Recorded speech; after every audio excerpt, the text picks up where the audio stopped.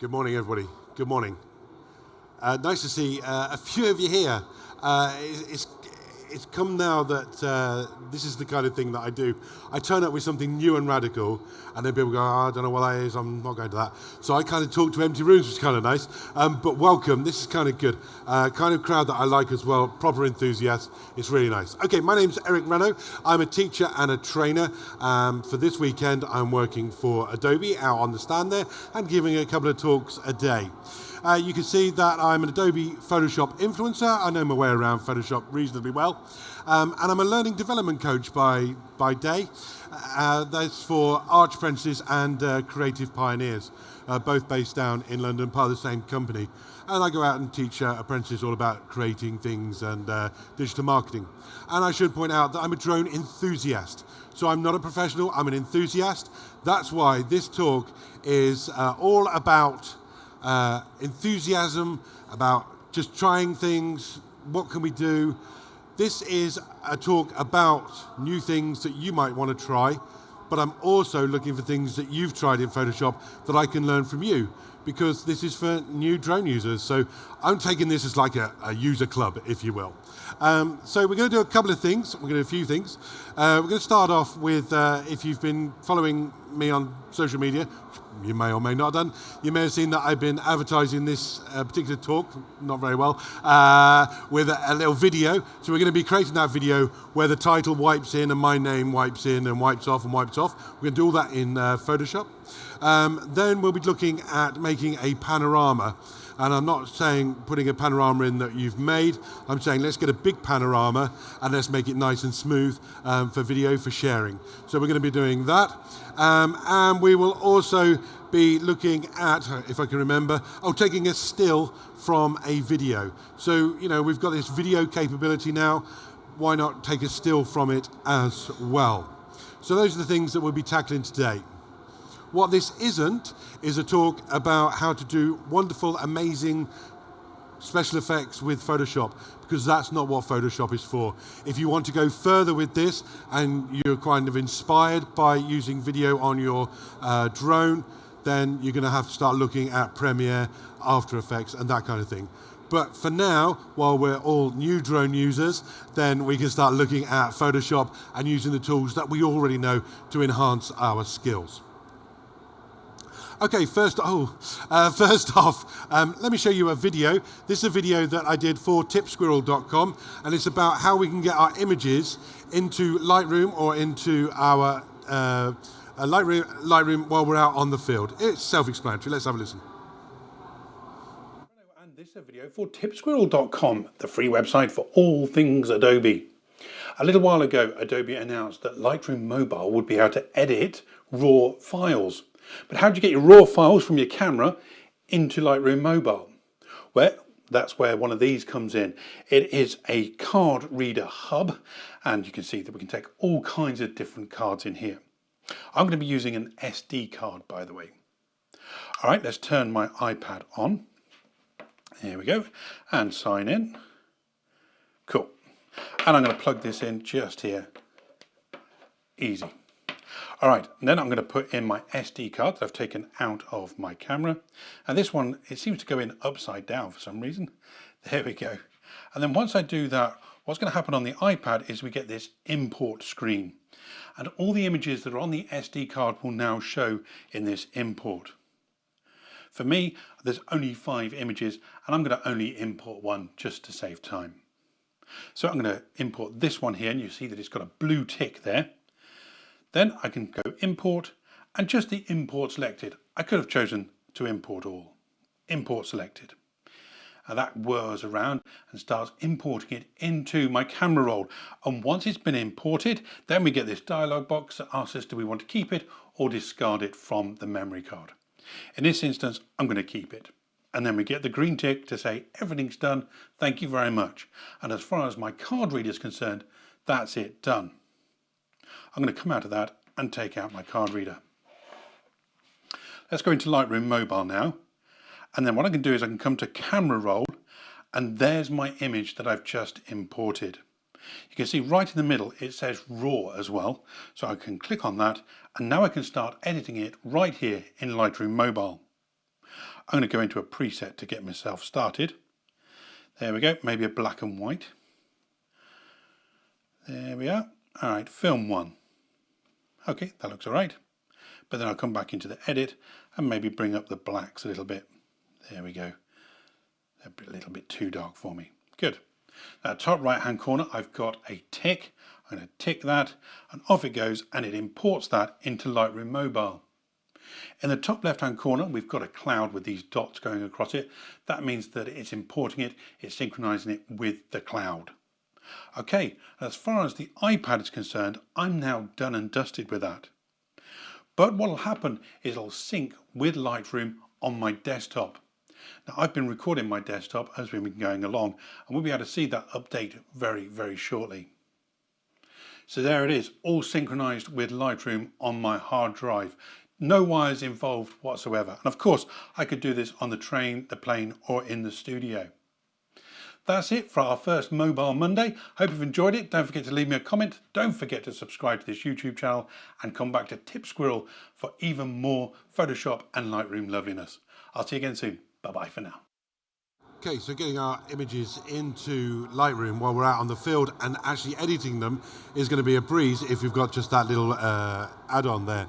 And we can edit raw images. So if your drone is able to take raw images, then you can import them straight into Lightroom and start editing as soon as you like. So that's our first little tip. Let's get on with the juicy stuff. Here we go. Let's get into Photoshop. Okay. Wait a second now. Come on, baby. Come on, there we are. All right. So I've got a clip of film here, which is the bridges. You can see that it was taken near my home at Oundle. I live in Peterborough, by the way, so it's in Oundle. And I'm just dragging and dropping that onto Photoshop, and it's going to import that as a video. And what's going to happen then is the video is going to come up at the bottom. It's just a simple timeline. So we can manipulate this. To a certain degree, we can manipulate it, but we can add clips and we can make transitions between them all as well. So we can do all kinds of things here. Let's just twirl this open. I've got a little arrow here. I'm going to twirl that open. And you can see if I just expand this up, that we have position, opacity, and style. Now next to these is a stopwatch. Now that means that we can animate these. We can start them and we can stop them, and we can do things between two. And we're going to call these keyframes. And if you've used anything like Premiere or After Effects, then you're going to know all about keyframes. But what it is it tells the Photoshop exactly where something wants to be at any one point. And if we keep it there, and if we want to move it. More about that in just a second. But it's interesting to note here that we have position, we have opacity, and we have style. So let's find out where we want this clip to be. It's quite long. In fact, we can see down, if we move this current time indicator, we can scrub our way through, or we can click where we want it to go. And I'm going to click right on the end, and we can see that we are now, if we have a look down here somewhere, we're at 1 minute 57. That is way too long for me. Now, when it comes to using Photoshop for video, I like to keep my videos nice and short. Photoshop was not designed for extensive video work. Like I say, that's really down to Premiere and After Effects. So what I want to do really is there's a time when a car comes in here, and I'd like that to be my starting point. So let's go back. I've made a little note. It's on 134, so we need to go a little bit further. So you can see I hover over the river for a while. I come up to the bridge, and then I start going up from the bridge, and there's the car. So there's the car that I want to start. So let's use these play buttons here, and I can nudge this back by frame. So I can nudge that back until the car gets out of frame. Now I've done several years studying to be an editor. So a little tip, give it some room to move in, and where possible, you know, for a nice little edit, keep it off screen to start with, or just on screen perhaps. Okay, off screen. So we're not expecting anything, and then in comes the car. I might go another frame just to be safe. So that's my starting point. But you can see we've got quite a lot of video that we're not going to use. So we need to get rid of that. We need to chop that off. Two ways I can do that. I can use the scissors here, and I can come along and I can cut it there. Or, and I'm just going to Control Z that. Or I can get hold of this end, and you can see how the cursor changes there to a black one with 2 arrows, and I can click and I can drag it along to where I want it to be. And actually, I can find the blue car as well there. Okay. So now I've got my little start. Where are we at? How well did I cut that? Let's go a few frames in. Missed it by a long way. Here we go. Okay, so we've already learned that the best way to do this is with the scissors, because you get it absolutely spot on. Okay, we're getting a little bit of lag now. I think it's because I'm showing it on the 2 screens. That's better. Now we're all up to speed. Okay. And I'll use the scissors now. And then this little bit I can just click on and get rid of. I can click on that little bit. Let's zoom in a little bit. I click on that little bit, get rid of it, and you can see that everything shifts down.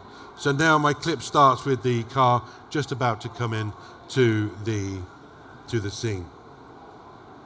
All right, now I'm going to want to work on this, give it a little bit of a look. And so what I'm going to do here is I'm going to want to edit this a little bit.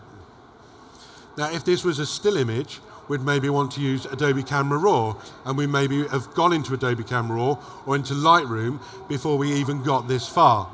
So what I want to do is I want to run Adobe Camera Raw on this, but I want it to stay non-destructive. You never know, I might want to come back and change it. Excuse me a second. Okay. So what I'm going to do now is I'm going to change this to a smart object. So if I go to Filter and convert to a smart object, help if I've got the right one, Filter and convert to Smart Filters. Say yes to that. And on my layers, we'll see that this now has a little icon in the bottom right hand corner to tell me that it's a smart object. I can then go to Filter and Camera Raw Filter. And just as we've used Camera Raw filters in the past on still images, now we can use them on video as well. So we can do whatever we like. So we've got a nice little scene going on here. The first thing I'm going to do is go over to, there we go, over to the effects. Now the reason why I'm going to effects first is for this slider here, the Haze. Anybody discovered Haze? It's beautiful. It is an absolutely beautiful slider. You shouldn't have a favorite slider, but I do have a favorite slider, and it's Haze. And especially when I'm using footage from the drone, because it kind of just makes things pop. So if I slide this up, you can see that it just kind of brings everything together. I'm going to go way too far here, so you can see the sort of the effect. But if we bring it down, of course, it's going to add haze, but we want to dehaze. And look at that. Oh. Every time I use this, I go, oh, look at that. Oh, it's lovely. Just enhances everything really, really nicely. Now, I am one for a little bit of over-beefing things, so my apologies for that. But I'm going to make this around about 15.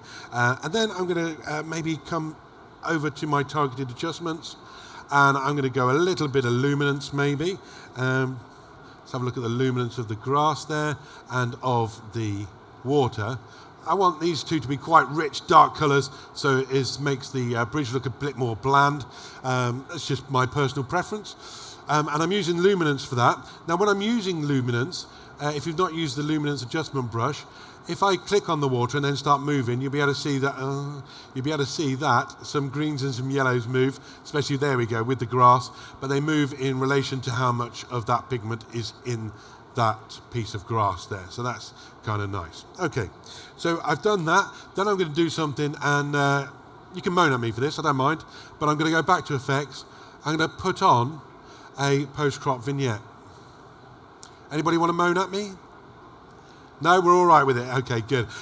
We've all spent many times trying to get rid of vignettes, and now Eric comes along and puts one on. Although I'm struggling to get this on screen. There we go. There it is. All right, let's bring that down. La da da da da. Don't leave dead sound, Eric. Just fill it. So I'll fill it with a song, shall I? Here we go. Let's bring that along. All right. So I'm going to put a little bit of a post-crop vignette on it, just because I like vignettes. Like I say, I spent years helping people to take vignettes off of photographs. Now I keep putting them back on again. It's a weird world, isn't it? And then I click OK. Now, what that's going to do is it's going to apply the Camera Raw filter to our video. Now, you might be expecting this to slow right down, and you're absolutely right, because what this has got to do is it's got to put the Camera Raw filter on every frame as it plays through. So I've pressed play already, and you can see it's taking a little while to step its way through. So if I wanted to edit in this way, this is going to be a bit tricky, because I'm going to want to scrub backwards and forwards. But I know the look I've got, I know the look that I want, so I'm going to say I'm happy with that. Let's stop that, and I'm going to click the eye next to the Camera Raw filter, because now it's not going to try and pop that on. But I know I've got that locked in, that's happy, and I can start working on my other effects. What I might suggest now, before you start working on it, is if you've got that look that you want, is that you actually export this piece of video, because then it doesn't have to keep applying the Camera Raw filter. And in fact, I've done that with another video that I've got on my desktop here, and I might load that one in now just to help us out a little bit. So to export it, rather than coming up to File and Export, no, this catches a lot of people out. What you need to do is come to these 3 lines, and then you go to Render Video. So it's not the File Export, it's Render Video, and you get all your settings there. Now, first question you're probably going to ask is, what should I export it as? Well, if you're going to use it for social media or on a website, something like that, H.264 is going to do you just pucker. That's going to be good for you. The size, well, that depends on you, but as you can see, I've got it 1920 by 1080. I'm happy with that. That's a good regular size for using on social media. And for putting on the web, I wouldn't necessarily want to do this as a high resolution one anyway. 1920 by or super high res, 1920 by 1080 is going to do absolutely great. So I would just click render, and it would render out.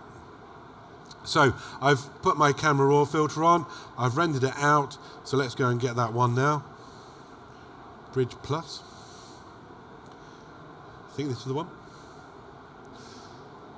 Okay, so here we are, we've got it all in, and we've got our car there. Now what I want to do is have Photoshop for New Drone Users by Renno. That's what I want, and I want this car to wipe on those words. Then the next car that comes along, I'd like it to wipe off the words. Then I'd like the next car to wipe on with Renno, and then that final car to wipe off with Renno. Okay, here we go. So, don't panic, I've got notes. All right, so the first thing we're going to do is we're going to create our text. And actually, within my piece here, I realised that I'm already behind schedule. I've got a work in progress text added, so I'm going to add the text here. No, I'm not, because I've done too much there. I've done way too much there. Let's go back so I can show you how I add the text. Done too much. All right, let's go back. This one, Bridge Plus. Okay, so let's go. The first thing is to put the text on that says Photoshop for new drone users. Okay, so that's now on. Now, the first thing that happened was that the video disappeared. But don't panic. What's happened is over there on the far side, and I know that the camera people don't like it when I start wandering over there because there's no light, but I'm going to, sorry. Over here, you can see there's a video group. And then we've got the text layer that we've just created, and underneath that, the layer 1, which was our video. So they've been put inside the same video group. If I take the text outside of the video group, and you can see it just on the end here. It's been placed on the end of this, this piece. If I take this out and put it over the top, it then becomes its own layer, which means I can bring this over and place it on top. Now, because it was transparent, we can now see the video underneath it. So let's take this and pop it somewhere in the middle. I'm not going to spend a lot of time trying to get the right font or anything like that. Like you saw, I do have a work in progress, so we'll catch up with that in just a second. Okay, I'm going to accept that as text, although I am going to press Control A for all, and then with the text layer, I'm going to click up here just to make sure it's nice and central. There we go. Control D to deselect. Now what I need to do is to find out where the text starts. So if I bring up the rulers with Control R, I can drag in a ruler to here, and then I can drag in a ruler to there. So now I know that that's the start and finish of my text, and that will become a lot more useful in just a while.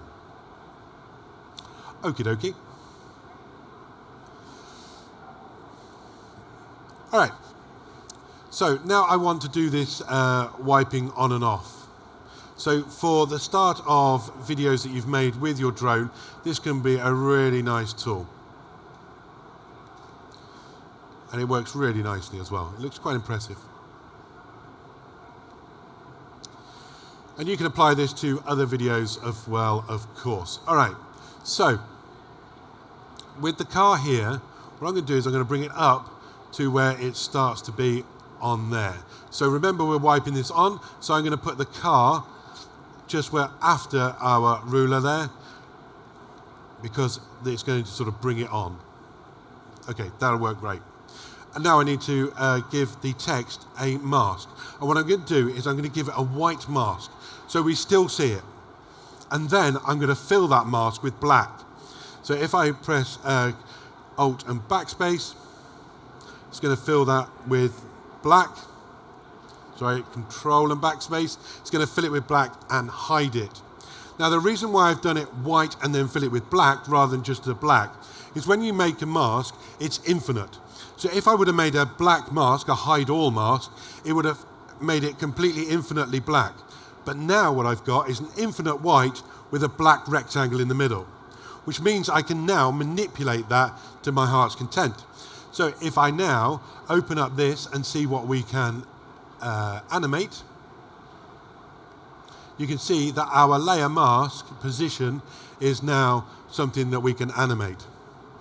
So if I unlink it from the text to start with and just drag it across, we'll then be able to see. I'm going to hold Shift down. You can see now that I can start revealing it. So I'm going to put it just where the ruler is there, maybe just a little bit before. And then I'm going to say animate this by pressing on the stopwatch there. And you'll see then that the, have I got the wrong car? I have, haven't I? All right, let's go back. Thought it was a bit late. There we go, there's the car I want. All right, if I click that again, it'll disappear. And let's get our place right. There we go, that looks better. All right, and I'm going to animate this from here. So I've told Photoshop now that this mask position wants to be here at this point. If I zip along a little bit, I now know that the mask wants to be on that second ruler at that point. So all I need to do is make sure that I'm on the layer again, Shift, and then drag that across to there. And now if I play that across, fingers crossed, we now have the car revealing the text. Nice little effect. Do you like that one? I like that one. Do you like that one? Thank you. Then all we need to do is when that next car comes in, we say, okay, between that point and this point, we want it to stay. So this time, I'm going to click just here on this diamond to manually make a keyframe, and then scooch across, and then it wants to be behind this car. No, it wants to be in front of this car this time. I can then just move the mask across this time, going that way, and so now, within a matter of minutes, I have a nice little video opener for myself, where it gives the title, and then the title goes again. Look at that. Lovely. All right, we can now go and get our work in progress, because I'm not going to show you every bit of text. Let's go and get our work in progress. There we go. So now, okay, don't resolve that. We'll keep the text as it is. now we have everything in place, we can now start to see everything as it should be. The second ruler marks here are for the second bit of text. The second bit of text is smaller, so we can then animate that between those two. There we go. Easy as that.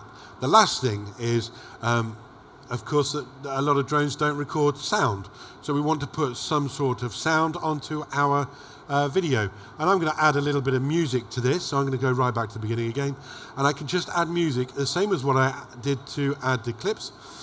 I'm going to click here to add the music, add audio, and inside my photography show 18, one of them, there it is, drone, assets, and I've got a nice bit of music that I got from the free music archive. There we go. And if I start playing this now, hopefully if I've set this all up right, it will play.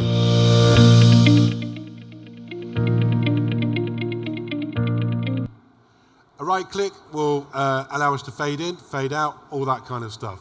So very quickly we can build up an interesting video, we can edit it, we can add special effects to it, and of course I've shown you how to do this with text, but this could be another part of the video. Lastly in here, what I want to do is just show you how to do a transition. So I might want to transition between two clips, and why wouldn't I? So if I cut this one here, I can then say add a transition, but let's make that one a bit shorter. Obviously this is not going to work now, but I'm then going to add a transition. And you can see we've got all kinds of transitions here, crossfade, fade, fade to black, whatever it may be. I'm going to say crossfade here, and pop that in there, and as simple as that. And don't forget we've got to render this on the fly as well. There we go. We get it all easily done. And one little gotcha that I should remind you about is that there are two places where the sound can be lost. First of all, on its own layer you can mute it, and you can mute the overall sound. So if you're not getting any sound, one of those two is missing. So that is making your opening assets. Let's have a look at grabbing a still from video, because this is something that infuriates me. I can be making a video and then I realise actually I had a nice photograph in there. So this is getting a still from a video. So what I'm going to do is I'm going to go to File, and then I'm going to import video frames to layers. So then it's going to ask me what I want to import. So I'm going to go to my assets here, still from video, and there we go. That one, and I can open. And we're going to get a dialog box that asks us what we want to do here. So at the moment, by default, it says from beginning to end. I don't want every single frame from this. It wasn't that great a piece, to be honest with you. But it's a nice opening piece to a video that I'm making about the local steam railway. So what I want to do is I just want to have the selected range, and then I've got a playhead here that I can play it through, and if I do that you can see that we've got a kind of an orbiting shot going around the signal box here, and I'm just a little bit down the road there, and I'd gone to the signalman and I said, could you come out and just check everything's all right outside your door, could you? So he's actually standing out the door, which is kind of nice. He didn't know the drone was up there. I just told him I was going to be making some filming. So he was unaware of the drone, which is kind of nice. So he didn't wave or anything. But it's around about here that I kind of like the shots where we, from about here, where we're looking straight down the track. I quite like that. But I like a little bit of the water as well. You may already see there's a theme to my drone footage. Rivers and bridges, it seems to be what I'm drawn to. Okay, so not much. So I'm going to drag this across, and you can see now that I get a nice representation of what I'm going to grab. And if I grab this one, bring that up, I don't need all of this gubbins here, so I can just bring that right up to let's say there. Now I could bring in every single frame between those 2 points, but I really don't want to. That's going to be unnecessary. So I'm going to limit to, and for this demonstration, I'm going to go to 4. I might go to 2 if I was doing this at home, but 4 will be fine for now. So I'm going to click that, and as the name might have suggested, it brings in the frames as layers. I'm going to just do that one more time, just so you see how I did it, and also because I might have done it a way that I didn't want to do it. Okay, so once again, that one, okay, and then I missed out one little button, there to there, and there's a button there that says make a frame animation. I don't really want to do that. That's what I should have unclicked. So off it goes, it does what I needed to do. Now you may have seen that before there was a strip down the bottom, it was making a frame animation. If you'd like to do that, that's fine. But I don't want to do that. I just want to see the frames. I just want to see them as layers. So there we go. So there's our layers. Now in this case, I've got too many of them, 195. So that's not what I want. But what we can see is the top frame or the top layer. So I can start turning these off. What I'm doing is clicking and dragging until I find the sort of one that I'm after, and I might go, yeah, something like that. If I right click, I can change the color of this to green or red or orange. There we go, orange. I say, yeah, that's the one I like. And then I can keep going through all the others to see if there's another one that I kind of like. You get the idea. What I'm going to do then is just remove everything. If I select them all, so let's go that one, and then go all the way down. This is why I should have done to 4 frames. I didn't change that. So that one, and then come up and just control click on the one that I want. There we go. And then I can take all the rest and throw them away. And then I can use that as I would any other still. Of course, I'm going to take this into Adobe Camera Raw as a smart filter. I'm going to bump up the saturation way more than you all guys liked it. I'm going to add a post-crop vignette, just like you don't like it, etc., etc.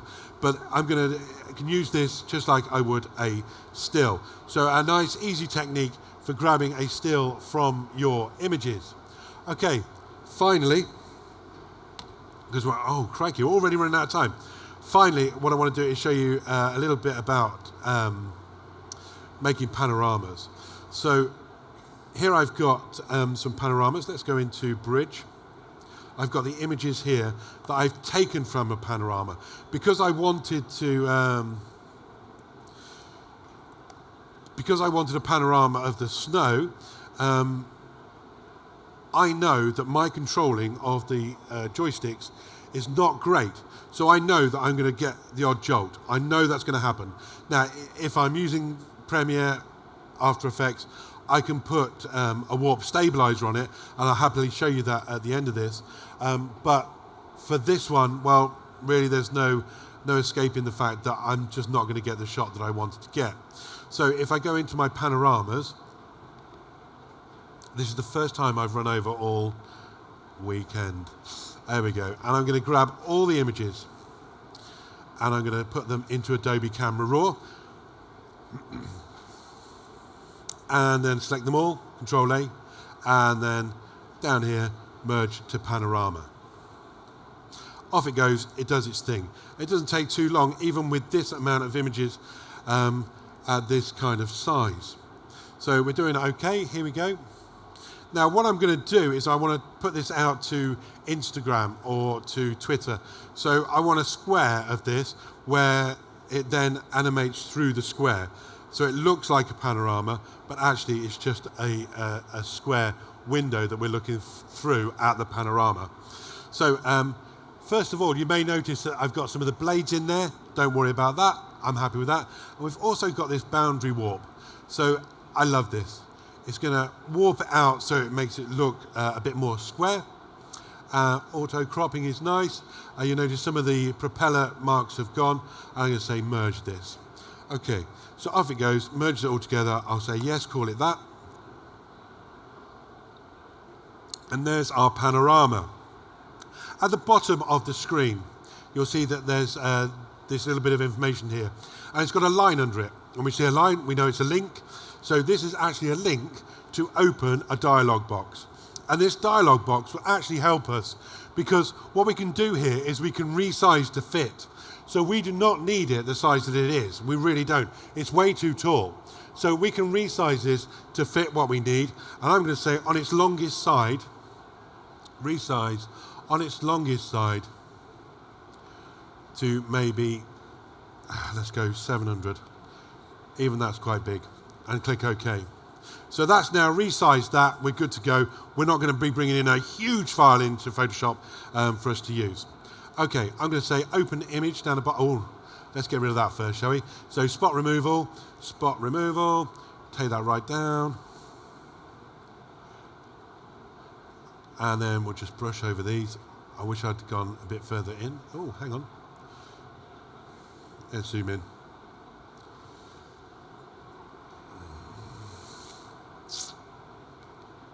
Okay, not doing too bad. And then one last little bit, just so we're happy. There we go. Control-0 will fit it back on the screen. Okay, let's open that image. I'm going as quick as I can now, my apologies. All right, so we've now got a panorama still inside of Photoshop, but we want to make that into a video. So what I'm going to do here is I'm going to go and make a new image. We don't have to do this, but I find this the easier way to do it. In fact, it's go new and then go 700 by 700, because that's how we know how high it is. 700 by 700, and let's go 72 dots.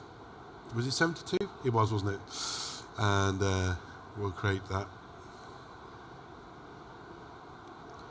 I may regret that. Okay, then let's bring this over. And pop that in. Ah, I knew it. Okay, let's spread that out. Okay, given time, I would go back and change that to 300 pixels per inch. Okay, so now we know that we've got our left-hand side of our panorama already on screen, and the rest of the panorama is over there. And you already know this, create video timeline. We've now got our video. We can now open this and we can animate the layer. So we can say at this point, just here, we want to lock that keyframe in, so it's still just for a little bit, and then it wants to move to there. At this point, we would like that to be over here. And you see that it pops a keyframe in for us. So now, rather than trying to video that panorama, I've taken a still panorama, popped it into here, and then animated it across. So now it looks, for all intents and purposes, like I am one heck of a skill master. I'm just taking those joysticks and I'm doing it nice and smoothly. But you know, and I know now, that it is a still.